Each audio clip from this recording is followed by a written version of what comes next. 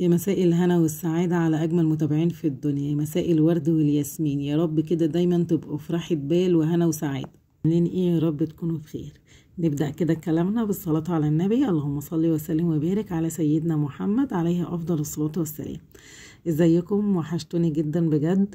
عايزة أقول لكم إن أنا مكنتش قادرة أنزل فيديو النهاردة، بس والله كمان مرة يعني حسيت كده بحاجة غريبة ان انا لازم انزل فيديو. اتعودت ان انا اصور واتعودت ان انا انزل لكم فيديو واشوف كومنتاتكم الحلوة، فبجد بتوحشوني جدا جدا. فقلت لا، لازم اصور ولازم انزل فيديو. زي ما احنا شفنا الفيديو اللي فات كنت مروقة ومسحة وفرشة بقى الفرش وكده، وكل حاجة عندي نظيفة.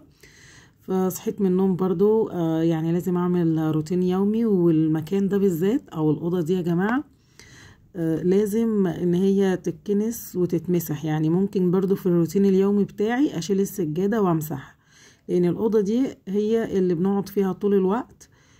بناكل مثلا ساعات هنا ساعات على السفرة، بس معظم الوقت بنبقى قاعدين على السجادة دي، ويعني تعتبر بالنسبة لنا أوضة المعيشة اللي احنا طول الوقت قاعدين فيها قدام التلفزيون وكده. فلازم يا جماعة ان انا يوميا امسحها او اكنسها او كده. طبعا احنا بقينا في الشتاء خلاص، فحاول ان انا كل يومين مثلا امسحها، ولكن اكنسها كل يوم. وساعات والله بتتكنس مرتين كمان وثلاثة في اليوم. طبعا معايا اطفال صغيرة ياكلوا بسكوت ياكلوا حاجة، فالاكل بيقع على الارض، فلازم اكنس وكده يوميا.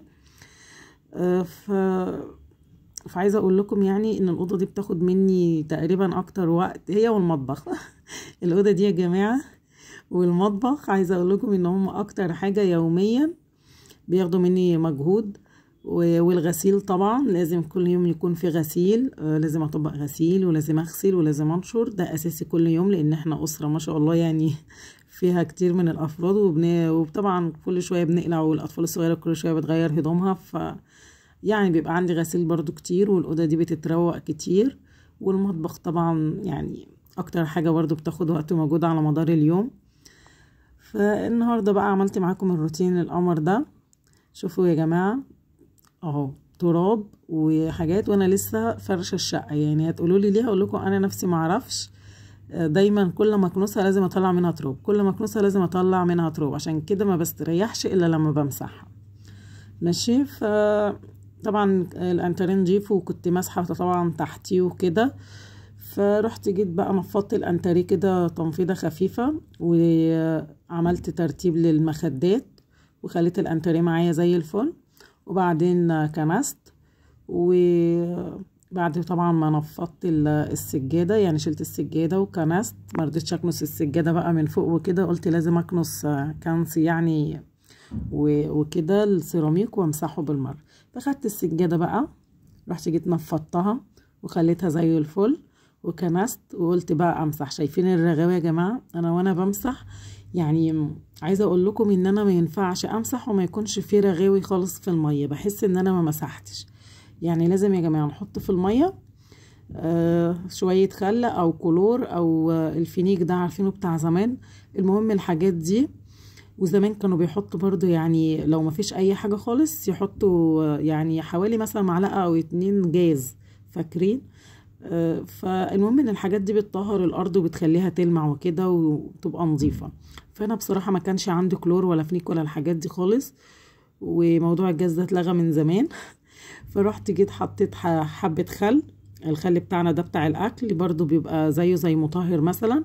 فحطيت حبة خل، وكمان يعني بيعكس الطاقة السلبية دي، بيخليها طاقة ايجابية. فرحت جيت بقى حاطه حبة خل في المية، وحطيت حبة شاور واريال كده عشان يعملوا معايا رغاوي وريحة في الارض وانا بمسح.